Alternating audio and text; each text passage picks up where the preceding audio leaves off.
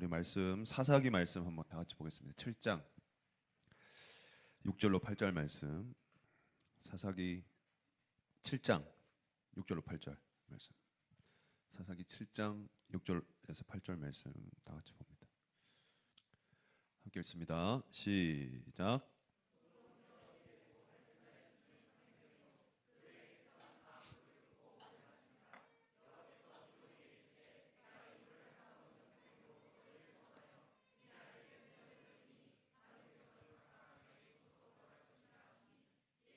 양식과 나팔을 손에 든지라. 기드온이 이스라엘 모든 백성을 각각 그의 장막으로 돌려보내고 그 300명은 머물게 하니라. 미디안 진영은 그 아래 골짜기 가운데 있었더라. 아멘. 우리 기드온의 300용사는 무슨 관용구처럼 이렇게 대명사처럼 소수정예의 의미로도 많이 쓰입니다. 또 공교롭게도 300명, 뭐 스파르타 300명, 뭐 이런 것도 있죠. 그런 영화도 있고 이야기도 있습니다. 전설같이.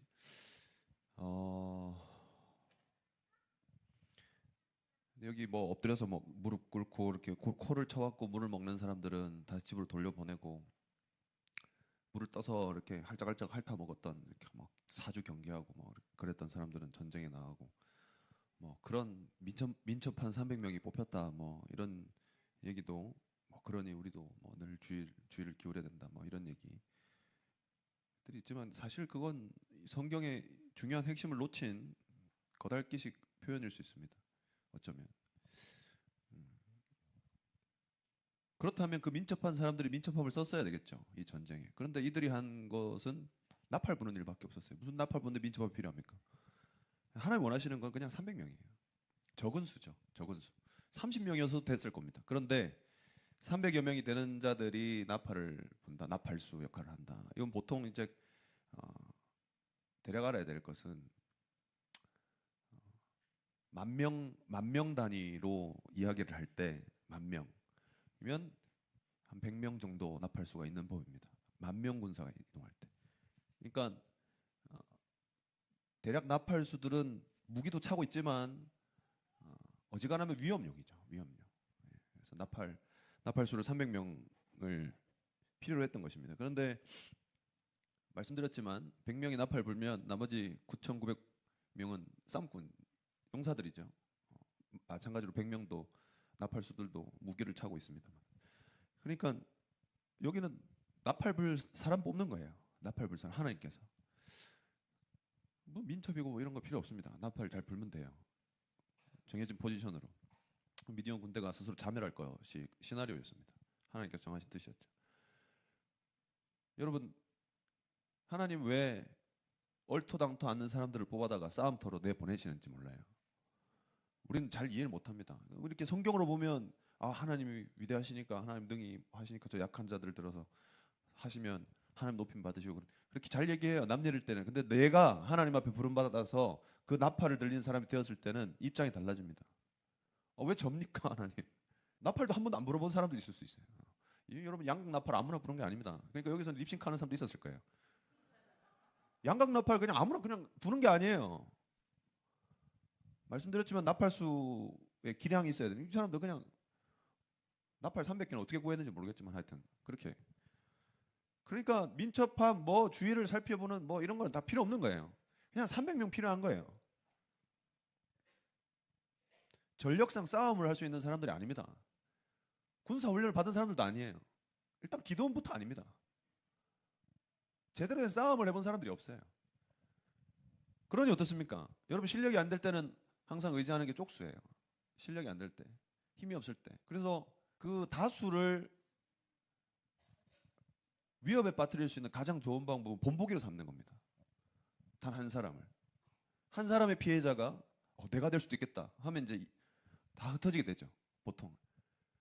여러분, 하나님께서 일하시는 방법은 일관돼요. 하나님 그럴듯한 사람 데리고 일한 적이 한 번도 없습니다. 우리가 출애굽기 한번 보겠습니다. 4장 10절 말씀이에요. 하나님 왜 접니까? 이 질문 누가 하는가 하면, 하나님 말씀에 순종하려고 몸부림치다가 한계에 치닫은 사람들이 합니다.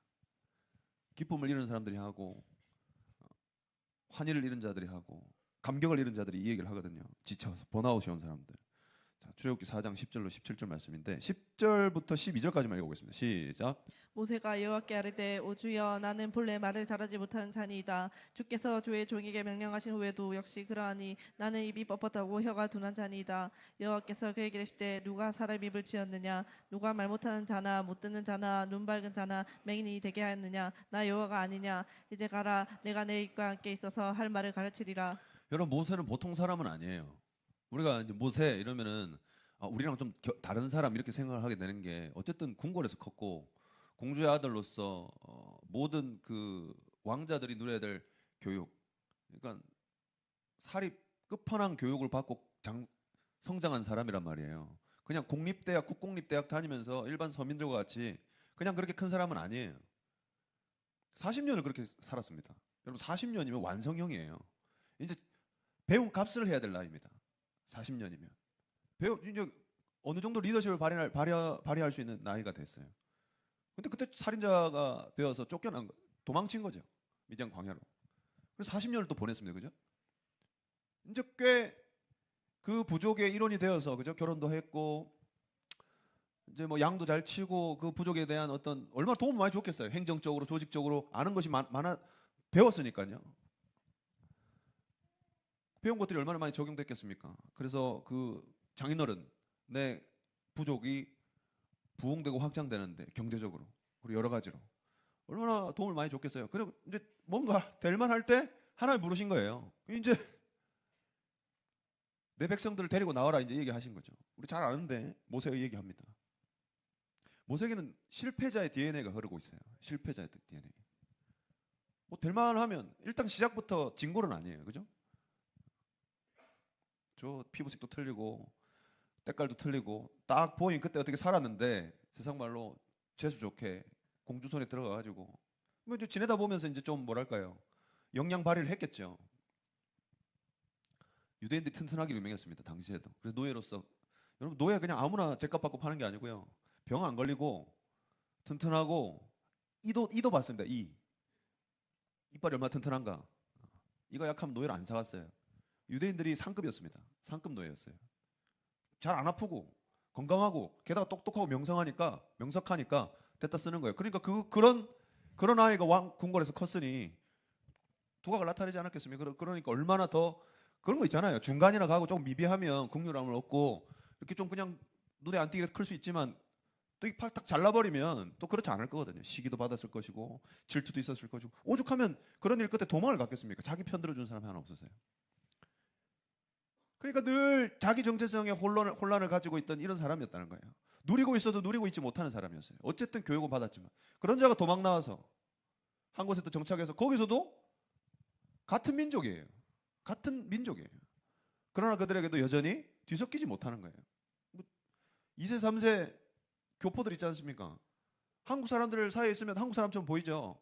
근데 그렇지 않아요. 나는 뭘까? 정체성에 혼란이 있거든요. 그때 하나님 부르신 거예요. 이제 완전히 거의 40년이 적응했잖아요. 시집을 오고 장가를 가도 다른 지역에 이사를 가서 2, 30년 살면 어지간하면 동화되고 좀 어느 정도 녹아 들어간단 말이에요. 40년이에요. 완벽한 적응을 얘기하는 거예요. 적응될 때쯤 쫓겨나고 적응될 때쯤 부르신 거예요. 다시 애굽으로. 그런데 이 사람이 하나님 앞에서 막중한 미션을 받았을 때 얼마나 도망치고 싶었겠습니까? 저는 말이 둔한 이런 대도 않는 소리를 해요. 모세가 말이 둔한 사람일까요? 뭐 혹자는 이렇게 얘기합니다. 이 사람이 그 민족의 언어를 그렇지 않습니다. 다 이집트어를 썼어요. 말에 왜 능하지 못해? 말이 입이 뻣뻣하대요. 근데 하나님 그걸 그냥 받아주십니다. 뭐라고 하세요? 내가 네 입과 함께 있어서 할 말을 가르치리라 했어요. 이 말씀을 보면 자타가 공인하는 웅변가는 아니라는 사실을 알 수가 있어요. 말 잘하는 사람 아니라는 걸 알 수 있습니다. 말 못하는 사람이라고 해서 뭘 못하냐? 이 당시는 그랬습니다. 이 당시는 선동할 수 있어야 됐거든요. 그게 리더거든요. 모세는 그런 역량을 갖추었다 해도 40년 동안 그걸 잃은 거예요. 자신이 없죠. 말이 문화 틀리고 말도 틀리고 또 거기 가서 또요 또 다른 환경으로 40년 더 홀로요.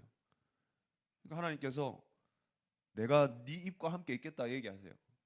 그러니까 모세가 이렇게 얘기합니다. 주여 보낼 만한 자를 보내소서. 하나님 장난하십니까? 좀 그럴듯한 사람 보내면 안 돼요? 왜 접니까? 이렇게 얘기를 하세요. 그러니까 하나님께서 하나님 딱딱 열렸어요. 노하여 이르시되 승질나서 이르시되 열받아서 이르시되 내 사람 내 형 아론 있지 않냐? 그가 말 잘하는 것을 네가 안다. 내가 안다. 그가 너를 만나러 나오나니 그가 너를 볼 때 그의 마음에 기쁨이 있을 것이라. 아니 그럼 아론 시키면 되잖아요. 너는 그에게 말하고 그의 입에 할 말을 주라.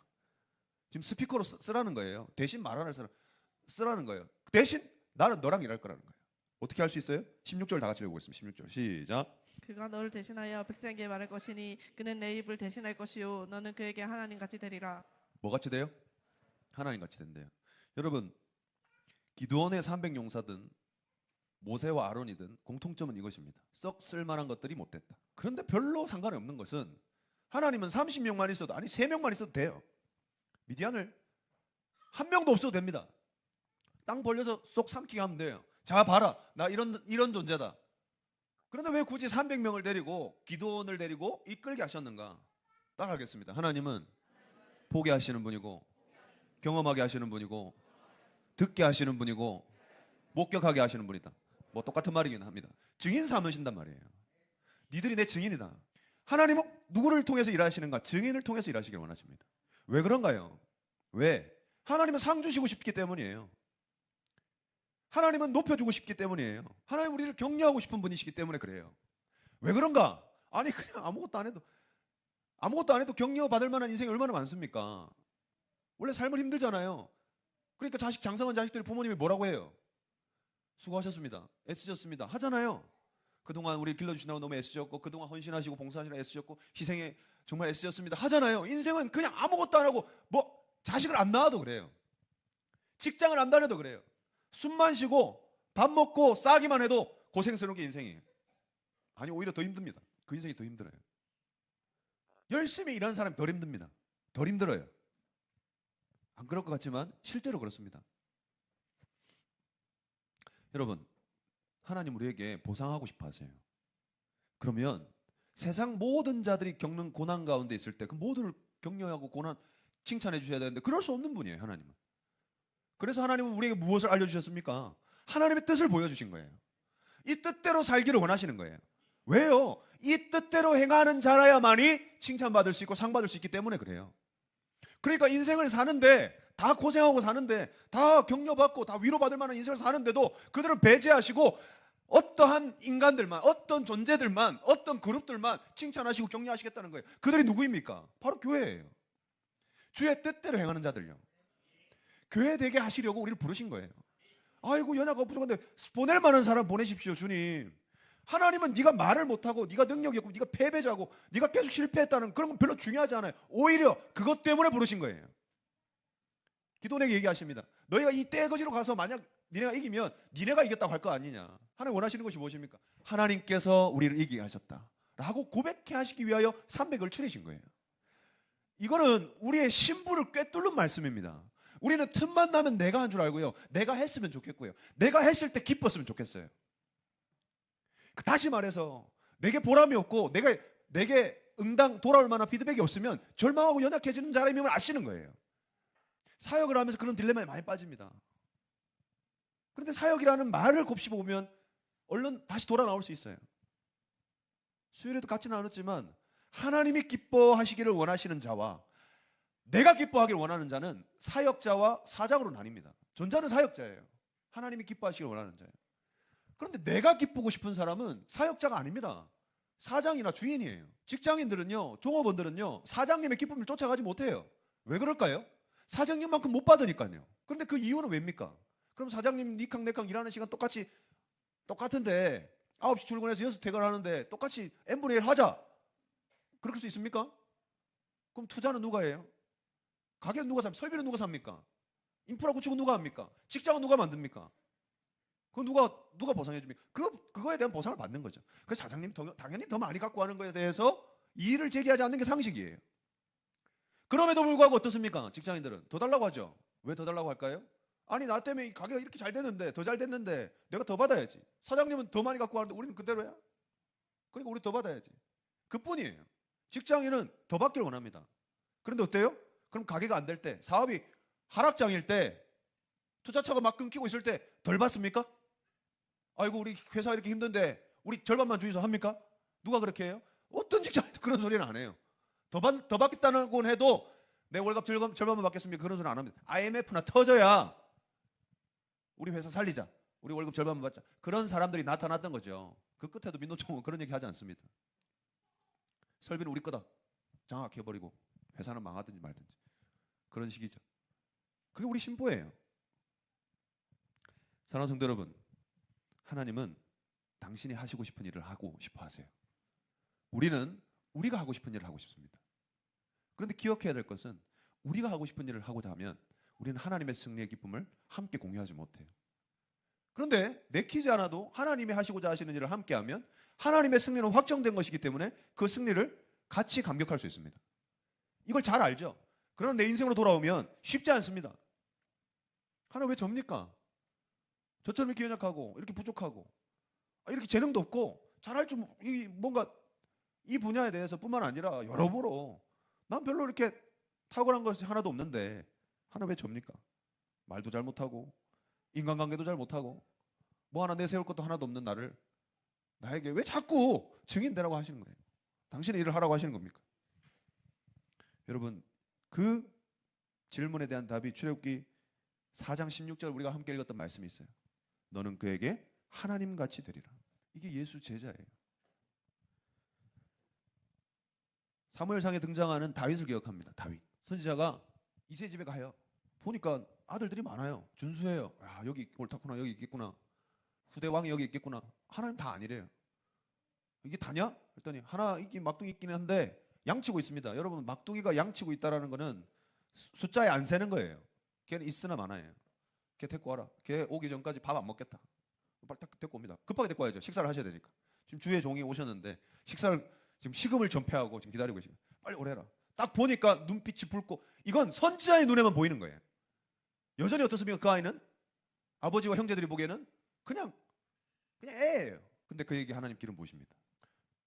여러분, 내가 나를 어떻게 볼까는 실은 별로 중요하지 않습니다. 하나님 나를 어떻게 보고 계시는가가 훨씬 중요해요. 자기 객관화라 그럽니다. 자기 객관화. 메타인지 중요하죠. 그런데 신앙인은요, 예수 안에서 자기 객관화가 되어야 합니다. 예수 안에서 내가 누구인가? 내가 보는 나인가? 세상에 보는 나인가? 아니면 하나님 창조주께서 보는 나인가? 하나님 세상을 만드시고 보기 좋다 하셨어요. 당시 선악을 알던 존재는요, 흉한 것과 선한 것이 공존했습니다. 지금 우리가 과거 타임머신 타고 그 시절로 돌아가면 흉한 것 절반, 좋은 것 절반, 아니 그 이상 좋지 않고 마음에 들지 않은 것이 훨씬 더 많았을 거예요. 그런데 어땠습니까? 하나님은 그 모든 것이 보기에 좋았더라 하셨어요. 하나님 그런 분이세요. 왜 좋으실까? 당신이 만드셨기 때문이에요. 하나님이 만드신 것은요, 하나님이 좋기 때문에 만드신 거예요. 하나님 좋으려고 만드신 거예요. 처음에는 그 하나님의 좋으심에 다 순응했습니다. 그런데 선도 알고 악도 알고 보니까 하나님의 좋다 하심에 불순종하기 시작했어요. 하나님 이건 지저분한 겁니다. 이건 더러운 겁니다. 이건 수치스러운 겁니다. 가렸습니다. 그러니 하나님 어떻게 하셨습니까? 당신 눈에도 역겹기 때문에 가려주신 게 아니에요. 누구를 위해 가려주셨습니까? 우리를 위해서 가려주신 거예요. 왜 예수 그리스도의 피가 필요했습니까? 당신을 위해서였습니까? 우리를 위해서 필요했던 거예요. 하나님 왜 우리를 부르셨습니까? 연약하고 부족하면 또 졸고 자빠져도 왜 말씀으로 계속 불러주십니까? 불순종하고 연약하고 말 안 들어도 맨날 지었던 죄 또 짓고 했던 실수 또 하고 하나님 앞에 뭐 좀 지갑 좀 벌려보라 그러면 인색함이 그득그득 나오는 우리를 왜 포기하지 않고 계속 불러주십니까? 왜 접니까? 왜 나여야 합니까? 보낼 만한 자를 보내시지. 여러분, 이 말씀 앞에 부끄러워지지 마십시오. 하나님 그런 우리를 사랑하십니다. 그런 우리를 통하여 기뻐하기를 원하십니다. 그 기쁨이 우리 가운데 충만하기를 원하시는 거예요. 여러분, 세상은요, 타인도 사랑할 수 없지만 스스로도 사랑할 수 없습니다. 능력이 없어요. 누가 자기를 사랑한단 말입니까? 누가 자기를? TV 보고 가끔 보면 뭐 꽤나 인식 있고 좀 바른 말 하는 사람들 보면 자기를 되게 사랑하고 존중하고 아끼는 것처럼 얘기하죠. 그런 사람들일수록 속에 자기 증오와 자기 혐오가 일반인들보다 훨씬 넘친다는 사실을 아셔야 돼요. 그것을 가리기 위해서, 그것을 좀 벗어나기 위해서 온갖 수련을 하고 자기 개발을 하고 하지만 결국 한 지점에서 터지고 맙니다. 그러면서 17절 말씀에 출애굽기 4장 17절 말씀에 우리 같이 읽어보겠습니다. 시작. 너는 이 지팡이를 손에 잡고 이것으로 이정을 행할지니라. 아멘. 여러분 이 나무 지팡이가 무엇을 말합니까? 이게 그리스도의 죽음을 얘기하시는 거예요. 그래서 이 지팡이가 나중에 무슨 지팡이가 됩니까? 언약궤 안에 쌍난 지팡이가 돼요. 아론의 지팡이라고 얘기합니다. 왜 모세의 지팡이가 아닐까요? 불려진 첫 번째 사람은 가나안 땅에 들어가지 못했어요. 우리가 기억해야 될 것은 하나님은 왜 예수로 오셨는가요? 왜 연약한 자로 오셨는가? 왜 많은 영웅들을 보면 어릴 적에 서사들이 있죠.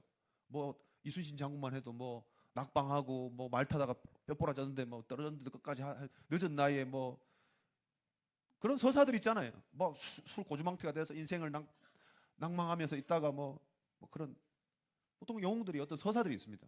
그래서 이렇게 딱 됐다. 뭐 그런 서사입니까? 그럼 끝이 그럴 듯 해야 되잖아요. 예수님 보세요.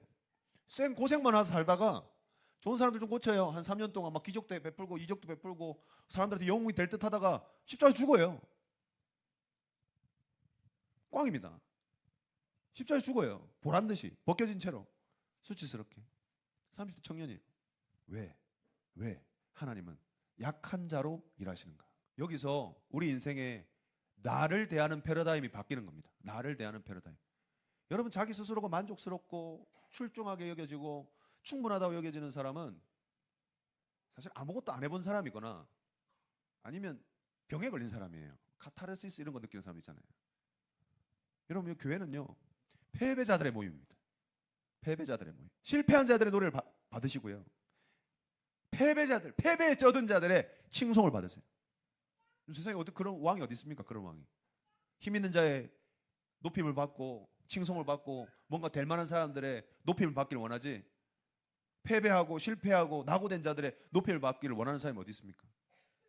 근데 하나님 그런 자들을 이렇게 모으세요. 우리 너무 잘 아는 에스겔 말씀 한번 봅시다. 에스겔 하면 벌써 여러분들 무슨 말씀 읽을지 딱 아실 거예요. 37장 11절에 14절 말씀이에요. 37장 11절에 14절 말씀이에요.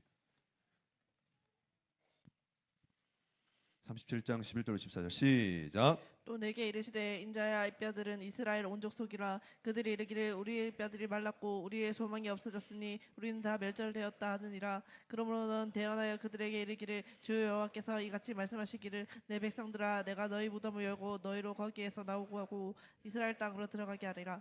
내 백성들아 내가 너희 무덤을 열고 너희로 거기에서 나오게 한즉 너희는 내가 여호와인 줄을 알리라. 내가 또 내 영을 너희 속에 두어 너희가 살아나게 하고 내가 또 너희를 너희 고국 땅에 두리니 나 여호와가 이 일을 말하고 이룬 줄을 너희가 알리라. 여호와의 말씀이니라. 아멘. 이게 에스겔의 환상입니다. 마른 뼈들이 주의 군사 같아요. 너무 실감나게 보여주세요. 하나님께서 근육이 덮이고 새살이 돋고 그래서 장성한 군인이 되는데요. 마른 뼈라는 것은 생명력을 잃은 자들을 얘기합니다. 여러분 예수님께서도 이 돌들로도 능히 아브라함 자손 되게 하실 수 있다고 하셨어요. 아니 그럴 수 있는 분이 왜 우리를 통해서 이 굳은 일을 시키시냐고요. 기도하라 하시고 감사하라 하시고 찬양하라 하시고 하나님 말씀 늘 가까이 있으라 하시고 기도도 그냥 뭐 네 바라는 거 해라 무엇이든지 구해라 해놓고 맨날 하나님 앞에 엎드리면 온전한 신앙 갖고 한 말씀 들으면 회개하기를 구해야 되고 아이 죄인 되는 것도 한두 번이지 맨날 노상 그냥 매일매일 매 순간이 그냥 하나님 앞에 죄스럽고 이게 뭡니까 하나님. 그런 줄 알았다면 큰 오산입니다. 하나님 저와 여러분을 왜 부르셨습니까? 말씀 앞으로 약하기 때문에 부르셨습니다. 왜 약한데 부르셨습니까? 우리의 삶에 이룬 것이 나의 공이 하나도 없고 모두 하나님의 것임을 토해낼 수밖에 없도록 하시기 위하여 우리를 부르신 거예요. 내 인생의 약함을 대하는 나의 태도가 바뀌어야 된다는 겁니다. 그런 얘기를 종종 합니다. 저도 용감한 사람은 하나님의 은혜를 맛보기 어려운 사람들입니다. 겁 많은 사람들이 하나님의 은혜를 맛보기 좋은 사람들입니다. 두려워 떨기를 쉽게 하는 자들일수록 하나님의 함께 하심을 맛볼 수 있는 기회가 많은 자들입니다. 용감하고 대담한 사람들은요 하나님의 함께 하심을 맛볼 기회가 별로 없습니다. 나는 왜 이렇게 두렵고 떨지? 나는 왜 이렇게 겁이 많지? 나는 왜 이렇게 연약하지? 나는 왜 이렇게 주저하지? 나는 늘 왜 이렇게 의심하지? 그렇기 때문에 하나님 우리를 부르신 것입니다. 여기 나는 그렇지 않다라고 이야기할 수 있는 자가 있다면 그는 하나님 없이도 주애를 할 수 있다라고 얘기하는 자입니다. 여러분 하나님은 돌도 당신 자녀 만드실 수 있는 분인데 돌들로도 당신의 일을 하실 수 있는 분인데 말씀으로도 모든 걸 변화시킬 수 있는 분인데 굳이 나를 쓰시겠답니다. 왜일까요? 하나님은 돌들을 칭찬하시고 이 하나님 말씀에 100% 순복하는 이 피조 세계에 영이 없는 자들에게 칭찬을 하실 생각이 없으시기 때문이에요. 하나님은 끝이 이를 때에 그 모든 것을 없애시기로 작정하셨습니다. 무대를 없애신다는 얘기예요. 대신 뭐를 남겨두십니까? 우리의 영을 남겨두시겠다고 작정하셨어요. 그렇게 결정났습니다. 사람으로 지어진 이상 끝은 없습니다. 영원한 존재가 된 것입니다. 그런 우리에게 남겨진 것은 둘뿐입니다.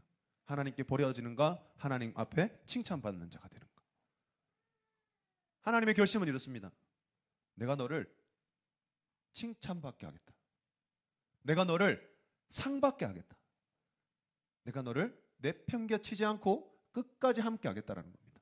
네 입이 둔하여도, 네 비록 비겁하고 용기가 없어도, 네 힘으로 이긴다라고 주접을 떨고 앉아 있어도 결국 깨달아 하나님이 하셨다, 하나님이 이루셨다라고 고백하게 하겠다는 겁니다. 이게 하나님의 굳은 결심입니다. 이 결심을 꺾을 수 있는 자는 아무도 없어요. 이 결심을 꺾으려고 하시길 원하시는 분은 파도와 먼저 싸워 이겨야 될 것이고 지진과 싸워 먼저 이겨야 될 겁니다. 중력과 싸워 먼저 이겨야 될 거예요. 그 모든 시공간을 초월하시고 주관하시는 하나님께서 결심하셨어요. 이 결심을 꺾을 수 있는 자는 없습니다. 그래서 납니다. 하나님 왜 접니까? 그래서 너다. 네가 연약하고 네가 부족하고 네가 지질이 궁상 같은 존재니까 그래서 너다. 내가 너를 통해서 세상 콧대 높은 자들, 나 없이도 이룰 수 있다고 하는 자들, 나 없이도 살아갈 수 있다는 자들, 나 없이도 스스로를 사랑할 수 있다고 얘기하는 자들, 나 없이도 평화를 이룰 수 있다고 하는 자들, 나 없이도 행복할 수 있다고 주장하는 자들을 부끄럽게 하시겠다는 겁니다. 그런 당신의 일을 행하시는데 나를 쓰시겠다는 거예요. 그래서 우리를 불러주신 겁니다. 그래서 내가 약한 겁니다. 그런 인생 가운데 나의 약함을 대하는 나의 태도는 어때요? 비로소 다윗의 찬양이 말이 되기 시작하는 것입니다. 고린도전서 3장 9절 같이 보겠습니다. 고린도전서 3장 9절. 고린도전서 3장 9절 시작. 우리는 하나님의 동력자들이요, 우리는 하나님의 밭이요, 하나님의 집이니라. 아멘. 버려진 건축자의 돌을, 그 발에 걸쳐지고 방해만 되던 그 돌을 집으셔서 모퉁이 돌을 삼으신 분이 하나님이세요. 모퉁이 돌, 주춧돌이 되게 하셨단 말이에요. 그렇게 세상에, 사회에 큰 도움이 되지 못하고 큰 영향력 행사하지 못하고 그렇다 할 만한 이룩한 업적도 없는 저와 여러분을 하나님 왜 부르셨는가? 무엇으로 설명할 수 있겠습니까? 내가 너를 낳았으니 너는 내 아들이라. 이것 말고는 설명할 길이 없어요. 하나님 왜 접니까? 네가 제일 부족하니까 라고 말하기에는 나보다 부족한 인간들도 가끔 있거든요. 왜 쟤는 아닙니까? 쟤는 객관적 스펙도 나보다 딸리는 것 같은데 왜 쟤는 아니고 접니까?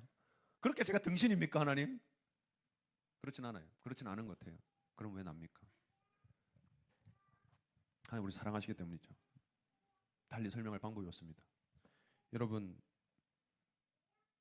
자녀를 대할 때 말이에요,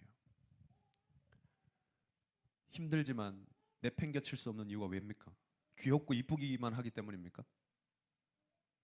내가 낳았기 때문이에요. 그리고 눈을 들어보니까 여전히 변함없이 날 사랑하고 믿어주는 분은 그래도 달리 없고 이분들이구나 아는 거거든요. 점점 아는 거거든요. 그런데 우리가 아는 것이 그것입니다. 이분들은 도대체 왜 날 사랑하고 왜 날 믿어주고 날 왜 지지하는가? 왜 내 편이 되어주시는가? 네가 예쁘기 때문이 아닙니다. 내가 예쁘다 예쁘다 하니까 진짜 제가 이쁜 줄 알면 큰 착각입니다. 예진이 말이에요. 제가 항상 제 예쁘다고 많이 얘기하거든요. 니도 키도 크제, 얼굴도 그렇게 얘기를 하거든요. 진짜 그렇습니까? 천상미녀인가요, 제가?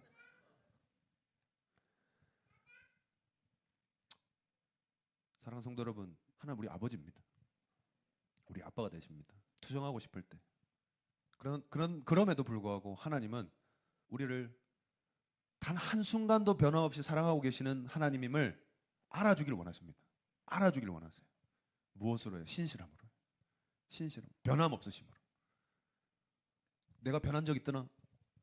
우리 살아생전에도 없었고 우리 태어나기 전에도 없었습니다. 하나님 변한 적이 없어요. 인류 역사상 하나님 변한 적이 없으십니다. 앞으로도 변하실 리가 없는 하나님이기를 원하시는 거예요. 그렇게 알기를 알아주기를 원하세요. 도대체 어디까지 해야 내가 변하지 않는 자인 줄을 알아주겠냐? 날 좀 믿어주겠냐? 날 좀 알아주겠냐? 구애하시는 겁니다. 왜 그럴까요? 우리를 사랑하게 만들지 못해서 그럴까요? 그것은 사랑이 아니기 때문입니다. 여러분, 함께 지어져 가느니라 했어요. 동력자라고 했습니다. 우리를 당신의 집에, 당신의 나라에 일부가 되어주기를 원하시는 분이 하나님이시기 때문이에요. 왜요? 사랑하는 자이니까요. 잘나서도 아니고 못나서도 아니고 뭐 해서도 아니고 못해서도 아니에요. 내 스스로 마음에 들 때도 있고 마음에 안 들 때도 있지만 하나님은 늘 마음에 들어 하세요. 그런 하나님의 마음에 들어 하심에 화답하는 것이 신앙생활이라고 말씀은 이야기하고 있어요.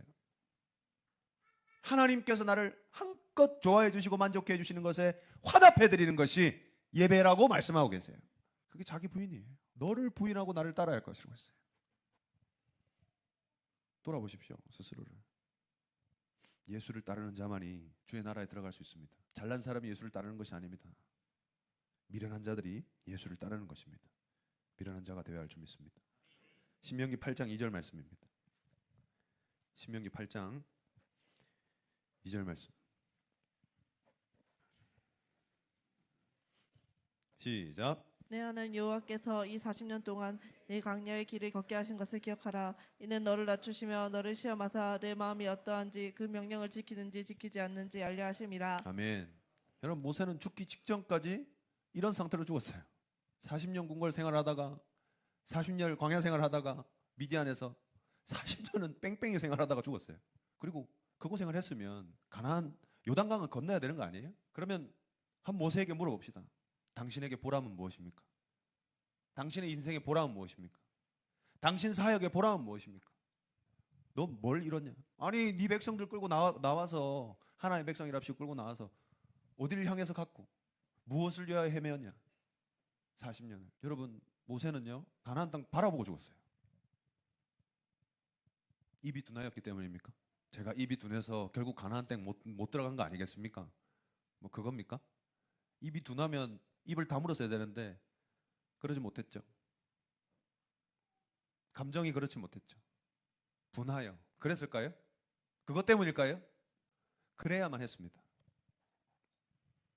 모세는 거기까지여야 했습니다. 모세도 알았습니다. 사랑하는 성도 여러분, 모세는 가나안 땅 들어가지 못했지만 하나님 품에 안겼습니다. 이게 중요한 거예요. 우리가 무엇을 바라보고 사역 비스무리한 짓을 하는지 한번 보십시오. 그 목표가 내 보람인지 내 만족인지 아니면 하나님 품에 영원히 거하기 위함인지를 분리해놓고 한번 생각해 보십시오. 우리는 첫 번째 목표도 주의 뜻대로 행하는 것이어야 되고 마지막 목표도 주의 뜻대로 행하는 것이어야 합니다. 그게 사역이에요. 그래서 어떨 때는 울면서라도 하는 거예요. 한 청년이 그런 얘기를 해요. 목사님, 감격이 예전 같지 않고 뭐 예배 드릴 때 찬양할 때 기도도 잘 안 되고 그런 얘기를 해요. 그 얘기를 한다는 게 너무 건강하지 않습니까? 그 얘기를 해줘서 너무 고맙다 이런 얘기를 했습니다. 나도 그런 적 있다. 요새도 그럴 때 있다. 그럼에도 하나님이 원하시는 건 무엇입니까? 우리가 있어야 될 자리에 있는 거예요. 여러분, 가뭄이에요. 비가 안 내릴 것 같아요. 3년 동안 안 내렸어요. 그래도 여전히 땅을 갈고 비가 내리던 시기처럼 일을 하는 거예요. 비가 내릴 줄 알고. 그래도 공쳤어요. 4년째가 되었습니다. 또 하는 거예요. 비가 내릴 걸로 알고 또 할 일을 하는 겁니다. 또 비가 오지 않았어요. 5년째가 되었습니다. 그래도 또 그의 할 일을 하는 거예요. 비는 우리가 만들 수 있는 것이 아니기 때문입니다. 하나님이 하실 일이에요. 우리는 우리가 해야 할 일을 하는 것이죠. 어떤 보람도 없어요. 밭을 갈았다면 추수할 곡식이 있어야 될 것 아닙니까? 그러나 비가 내리지 않는데 어떻게 추수를 하겠어요? 그럼에도 내 할 일을 하는 거예요. 그게 예배입니다. 나의 약함을 거기서 발견하는 거예요. 나의 부족함을 거기서 찾는 거예요. 세상은 나의 약함을, 나의 부족함을, 나의 단점을, 나의 수치를 덮고 가리려고 하고 숨기려고 하겠지만 우리는 그걸 찾으려고 하는 거예요. 그것을 찾아 나가면 나갈수록 하나님의 우리를 사랑하심이 더욱 크기 때문입니다. 그 사랑을 누리는 자는 그 수치에 덮이거나 그 수치와 부끄러움에 매몰당하지 않습니다. 그것을 되려 뚫고 부활하신 예수 그리스도의 제자로 살아가는, 사랑을 전하는 자로 살아가게 되는 것입니다. 사랑을 전하는 자. 다리를 저는 자가 사랑을 해요. 오늘 먹고 죽을 한 끼 음식밖에 없는 자가 사랑을 해요. 땡전 한 푼 없는 사람이 이웃의 집을 만들어 줍니다. 사랑을 해요. 불길 속에 타고 있는 자가 물에 빠져 죽은 사람을 구원해 줍니다. 사랑을 해요. 그런 예배자로 살았던 자들이 바로 예수님의 제자들이었어요. 이로써 세상은 너희가 내 제자인 줄 알 것이라 했어요. 여러분, 우리가 기억해야 될 것은 너를 낮추시고 너를 시험하사 네 마음이 어떠한지 그 명령을 지키는지 지키지 않는지를 알려고 하시는 하나님을 기억해야 돼요. 하나님 우리를 알고 싶어 하세요. 그 사랑이 진짜인지 아닌지, 그 사랑이 진짜인지 아닌지. 우리조차도 하나님 사랑해 하고 터부시하면서 그런 걸로 치고 하고 무심코 지나가는 것을 하나님은 지나가지 않으세요. 그게 진짜인지 아닌지를 알길 원하세요. 왜?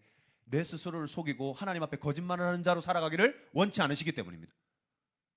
하나님 전지전능하신데 왜 그걸 모르십니까? 우리 마음도 아시고 우리 결말 다 아시는데, 여러분 구약 성경을 보세요. 하나님 후회하신다는 말씀 얼마나 많이 하시고 하나님이 슬퍼하신다는 말씀 얼마나 자주 하시는지 아세요? 하나님 다 아시는데 왜 그런 자작극을 펼치십니까? 하나님 무슨 사이코입니까? 하나님 우리에게 스스로 할 수 있을 만한 능력을 주셨어요. 스스로 할 수 있을 만한 능력이에요. 의지를 주셨어요.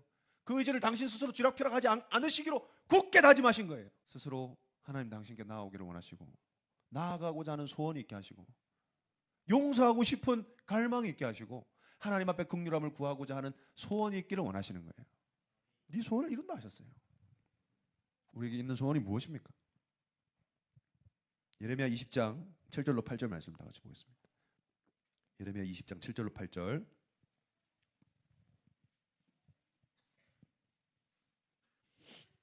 예레미야 20장 7절로 8절입니다. 시작. 여호와여, 주께서 나를 권유하심으로 내가 그 권유를 받아 싸우며 주께서 나보다 강하사 이기셨으므로 내가 조롱거리가 되니 사람마다 종일토록 나를 조롱하나이다.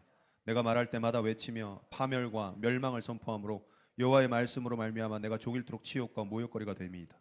하나님 왜 예레미야 선지자를 모욕거리를 만드시고 조롱거리를 만드셨습니까? 하나님 왜 주의 종들을 불러서 하나님께서 쓰시는 모든 인간들, 인물들 다 고통과 환난 중에 허덕이도록 하셨고 굶주린 인구 가운데 까마귀가 먹을 것을 가다 주어야 겨우 살 수 있도록 하시고, 하나님 왜 당신의 종들을 불러서 광야에서 석청과 메뚜기로 연명하게 하시고, 하나님 당신의 사람들을 왜 불러서 환난 가운데로 인도하셨습니까? 왜 예수님을 부르셔서 한 끼 먹을 것 없는 광야로 40일 동안 사지로 내모셨습니까? 풍요의 하나님이신데, 풍요의 주인은 하나님이심을 그래야 알기 때문입니다. 여러분, 잃어보지 않은 자는 어둠의 기쁨을 알지 못합니다. 아파보지 않은 사람은 건강의 감사를 알지 못합니다. 절망해보지 않은 자는 일상의 기쁨을 잘 알지 못합니다. 하나님 그렇게 지으셨어요. 하나님이 없는 삶은요, 하나님이 계실 때의 기쁨을 알게 됩니다. 그래서 우리를 부르신 거예요. 어떤 삶을 경험하게 하시고 어느 날 불현듯 하나님의 말씀이 회개의 말씀으로 번역되어 들리고 내가 얼마나 큰 죄인인가를 깨달아 알게 하시는 복음의 말씀으로 들리게 하신 거예요. 그 말씀을 듣고 우리는 회개한 것입니다. 사랑하는 성도 여러분, 하나님은 우리를 포기하시지 않습니다. 그리고 하나님은 우리에게 상 주기를 원하십니다. 하나님 우리를 높여주기를 원하십니다. 그러고 싶어서 안달이 나신 분이에요. 그 여정을 따라가는 가운데 우리에게 때때로 찾아오는 연약함과 부족함과 발견되어지는 모든 단점과 수치들을 통하여 예배의 소재로 삼으시고 간증이 되게 하시고 하나님을 높여드리는 찬양의 가사가 되도록 살아야 할 줄 믿습니다. 그것이 하나님 높이는 도구가 되는 것입니다. 그것이 없다면 우리 하나님 높일 수 없어요. 나를 높이고 있을 것입니다. 하나님은 그런 우리를 기뻐하십니다. 마지막으로 고린도후서 4장 7절로 15절 말씀을 읽고 말씀 맺겠습니다. 고린도후서 4장 7절로 15절 함께 읽습니다. 시작. 우리가 이 보배를 질그릇에 가졌으니 이는 심히 큰 능력은 하나님께 있고 우리에게 있지 아니함을 알게 하려 함이라. 우리가 사방으로 우겨싸임을 당하여도 쌓이지 아니하며 답답한 일을 당하여도 낙심하지 아니하며 박해를 받아도 버림받지 아니하며 거꾸로 트림을 당하여도 망하지 아니하고 우리가 항상 예수의 죽음을 몸에 짊어짐은 예수의 생명이 또한 우리 몸에 나타나게 하려 함이라. 우리가 살아있는 자가 항상 예수를 위하여 죽음에 넘겨짐은 예수의 생명이 또한 우리 죽을 육체에 나타나게 하려 함이라. 그런즉 사망은 우리 안에서 역사하고 생명은 너희 안에서 역사하느니라. 기록된 바 내가 믿었으므로 말하였다 한 것 같이 우리가 같은 믿음의 마음을 가졌으니 우리도 믿었으므로 또한 말하노라.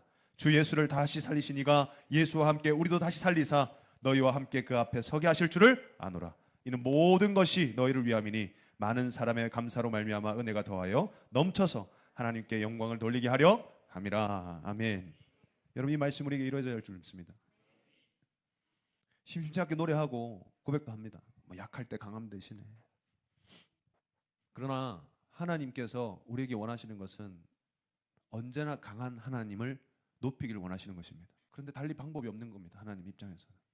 약하지 않으면 하나님의 강함을 볼 기회가 없는 우리의 한계를 아시기 때문이에요. 절망하지 않으면 이렇게 세워주시는 하나님 만날 길이 없다는 것을 아시기 때문이에요. 아프지 않으면 치료하시는 하나님을 만날 기회가 없다는 것을 아시기 때문이에요. 망하지 않으면 회복해 하시는 하나님을 만날 기회가 없다는 것을 잘 아시기 때문이에요. 그래서 주의 종들, 주님께 부름받은 모든 사람들은요 다 고생길을 갑니다. 아니 주의 일을 하겠다고 하나님 당신 불러놓고 고생을 시켜요. 하나님 왜 그럽니까? 그때 비로소 그들이 하나님을 찾기 때문입니다. 그때 비로소 하나님의 역사하시는 보기 때문입니다. 그들의 소원이 이루어졌기 때문이에요. 하나님 그렇게 일하시는 분입니다. 우리 인생의 약함은, 내 인생의 약함은, 나의 약함은 하나님의 강함을 나타내기 위한 도구인 것입니다. 이 도구를 탓할 이유는 이제는 없습니다. 명분도 없습니다. 오히려 이것으로 하나님을 어떻게 높여드릴까를 궁리해야 될 우리가 되었습니다. 이제는 내 탓을 할 수가 없어요. 처한 환경도 탓할 수 없습니다. 이것이 다 소재예요. 하나님을 높여드려야 될 소재, 하나님을 높여드려야 될 가사입니다. 하나님을 꾸며드려야 될 노래들고 서막입니다. 이것이 없다면 내 인생의 드라마는, 하나님과 우리 사이에 이어진 드라마는 없어요. 그러므로 저와 여러분의 소원이 하나님의 뜻을 이루어드리는 사역자의 소명으로 바꿔지시기를 축복합니다. 이것이 내 육신을 충족시키는 기쁨이 되지 못할 수 있어요. 눈물을 흘리게 할 수 있습니다. 절망에 이르게 할 수 있습니다. 고개 숙이게 할 수 있습니다. 얼굴을 들지 못하게 할 수 있습니다. 그러나 그 가운데서 여전히 빛나시는 하나님을 발견하시고 누리시고 경험하셔서 연약함 가운데서도 그 빛나는 하나님을 전할 수 있고, 울면서도 그 하나님을 전할 수 있고, 절뚝거리면서도 그 하나님을 높일 수 있는 하나님 기뻐하시는 주의 자녀들, 하나님 상 주실 믿음으로 하나님 앞에 나아가는 자들 되시기를 축복합니다. 무언가 그럴듯한 업적을 만들어서 하나님을 높이기를 원하는 그 모든 욕심들을 내려놓고 하나님 앞에 하나님 원하시는 방법대로 나아가는 저와 여러분이 되어야 할 줄 믿습니다.